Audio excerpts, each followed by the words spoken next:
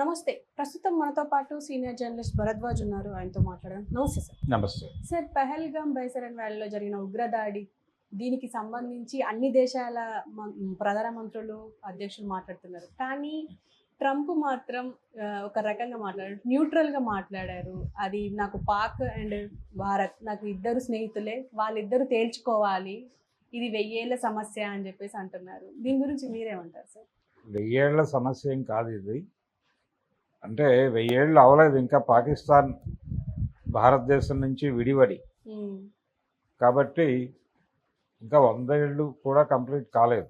కాబట్టి అంత ఆవేశపడి ఆయన 1000 ఏళ్ళు అంటే ఇంకో 1000 ఏళ్ళు ఈ సమస్య ఇలాగే వర్ధిల్లాలని కోరుకుంటున్నాడేమో ఆయన, నాకు తెలియదు. కానీ ఇది వాస్తవానికి ఒకప్పుడు, ఇప్పుడు ఏకధ్రువ ప్రపంచం అంటున్నారు కానీ ఒకప్పుడు సోవియట్ రష్యాకి అలాగే అమెరికాకి మధ్య ప్రచన్న యుద్ధం నడుస్తున్న రోజుల్లో పాకిస్తాన్కి అనుకూలంగా అమెరికా వ్యవహరించేది.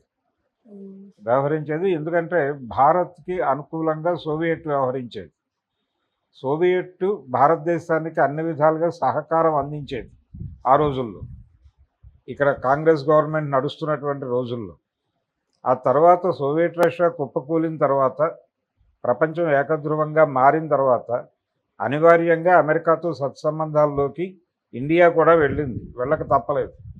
అంటే వరల్డ్ బ్యాంక్ రాజకీయాల్లోకి ఎప్పుడైతే భారత్ ఎంటర్ అయిందో, పివి నరసింహారావు గారి నాయకత్వంలో డంకెల్ డ్రాఫ్ట్ మీద సంతకం పెట్టి మార్కెట్ ఎకానమీలోకి భారతదేశం ప్రవేశించిన తర్వాత ప్రో అమెరికా యాటిట్యూడే నడుస్తోంది ఇక్కడ. అంతకుమించి వేరే మార్గం లేదు ఎవరికి. అమెరికా ఇండియాతోనూ పాకిస్తాన్తోనూ కూడా సమాన స్నేహమే నడుపుతోంది అప్పటి నుంచి. ఇద్దరితోనూ స్నేహం ఉన్నప్పుడు కూర్చోబెట్టి మాట్లాడే బాధ్యత తీసుకోవచ్చు తను. కానీ ఈయన ఈ మధ్యకాలంలో ట్రంప్ కొంత భిన్నమైనటువంటి ధోరణితో వెడుతున్నాడు. ఏ విషయంలోనూ తను, అంటే ఇంతకుముందు అమెరికా లీడ్ తీసుకునేది, ఇప్పుడు అమెరికా లీడ్ తీసుకోవటం మానేసి అంటే చొరవ తీసుకోవటము, లేకపోతే కూర్చుని నెగోషియేట్ చేయటము.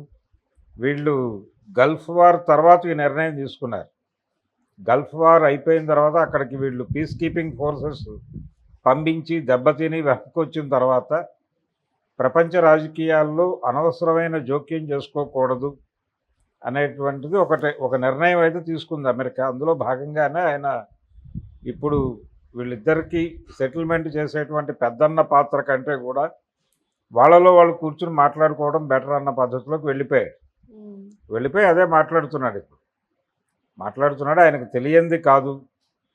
అంటే కాశ్మీర్లో ఎందుకు జరిగింది ఆ ఇన్సిడెంట్ అనేది స్పష్టంగా తెలుసు, అందరికీ తెలిసిన విషయమే. కాశ్మీర్లో శాంతి తీసుకొస్తే అక్కడికి కూడా కార్పొరేట్లు వస్తాయి. అంటే కార్పొరేట్లని అట్రాక్ట్ చేయడానికి కాశ్మీర్ని తయారు చేశాడు ఒక రకంగా నరేంద్ర మోడీ గారు. ఈ తయారు చేయటం, పెట్టుబడులు రావటం, అలాగే అక్కడ తిరిగి టూరిజం డెవలప్ అవ్వడం, ఇది లోకల్ పీపుల్కి కొంత ఉపాధి కల్పిస్తుంది అనేటువంటి ప్రోగ్రాం కూడా ఉంది. ఈ ఉపాధి కల్పించడంతో ఇప్పుడు వాళ్ళందరూ వ్యతిరేకిస్తున్నారు ఈ ఉగ్రదాడిని అనేది గవర్నమెంట్ ప్రొజెక్ట్ చేస్తోంది. మా జీవితాలు చిన్నాభిన్నం అయిపోవాలా, మళ్ళీ మేము ఇదివరకట్లాగా బాధపడుతూ బతకాలా, ఈ వస్తున్నటువంటి ఆదాయాలు అన్నీ లేకుండా చేస్తారా మాకు అని చెప్పి చాలామందితో మాట్లాడిస్తున్నారు. కానీ ఈ మాట్లాడిస్తున్నారు అనేది కరెక్టు. మాట్లాడుతున్న వాళ్ళు తప్పనిసరి పరిస్థితుల్లో మాట్లాడుతున్నారు అనేది కూడా అర్థమవుతోంది. చాలా టీవీ ఛానల్స్ ముందుకు వచ్చి మాట్లాడుతున్నటువంటి కాశ్మీర్ లోకల్ పీపుల్, ఆ ఇన్సిడెంట్ జరిగిన ప్రాంతంలో ఉన్నటువంటి నేటివ్ పీపుల్ మాట్లాడుతున్నారు. వాళ్ళల్లో ఒక పెయిన్ ఉంది. అంటే లోకల్ సపోర్ట్ లేకుండా ఇన్సిడెంట్ జరగదు.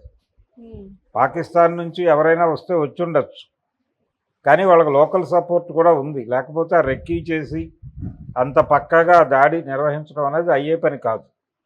అంత ప్రాపర్గా డిజైన్ చేశారంటేనే లోకల్ పీపుల్ మద్దతు ఉంది వాళ్ళకి. ఆ మద్దతు ఉండటానికి కారణం కూడా ఉంది.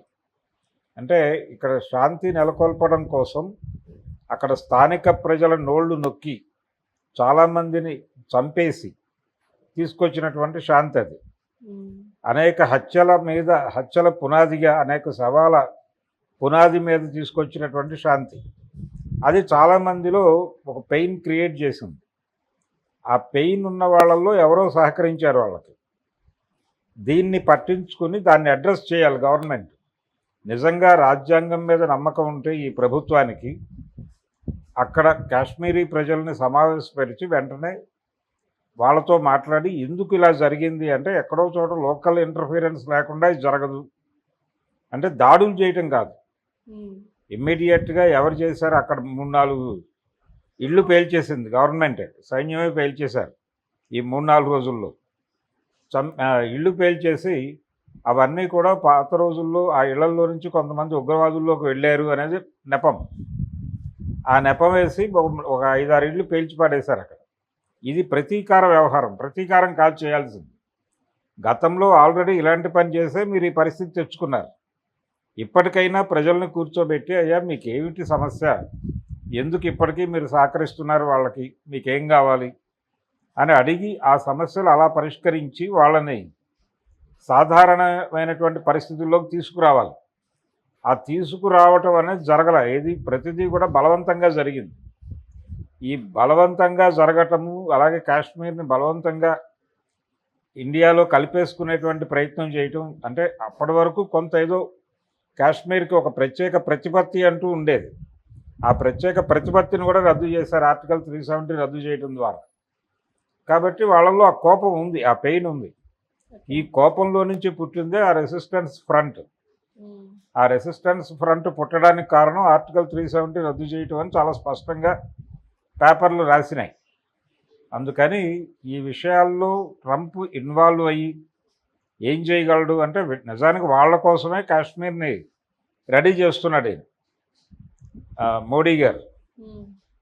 ఆ టైంలో ఈ దాడి జరగటం, పైగా ఇస్లామిక్ టెర్రరిజం అనేటువంటి మాటని ఖాయం చేసిందే అమెరికా.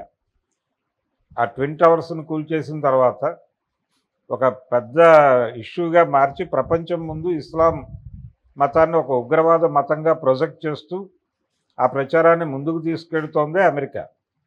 కాబట్టి ఇప్పుడు అమెరికా మార్గంలోనే నరేంద్ర మోడీ గారు కూడా ప్రయాణం చేస్తున్నాడు. వాళ్ళు ఎలాగైతే ఇస్లామిక్ టెర్రరిజాన్ని చూపించి బతుకుతున్నారో, అలాగే ఈయన కూడా పాకిస్తాన్ బూచిని చూపించి ఇక్కడ రాజకీయంగా బతుకుదామని ట్రై చేస్తున్నాడు. లోకల్గా ఇష్యూని సాల్వ్ చేయటం కన్నా కూడా పాకిస్తాన్ మీద యుద్ధం ప్రకటించడం, పాకిస్తాన్ని విలన్గా ప్రకటించడం, ముస్లిం సమాజాన్ని విలన్లుగా ప్రొజెక్ట్ చేయటం, వాళ్ళని లొంగ తీసుకోవటం.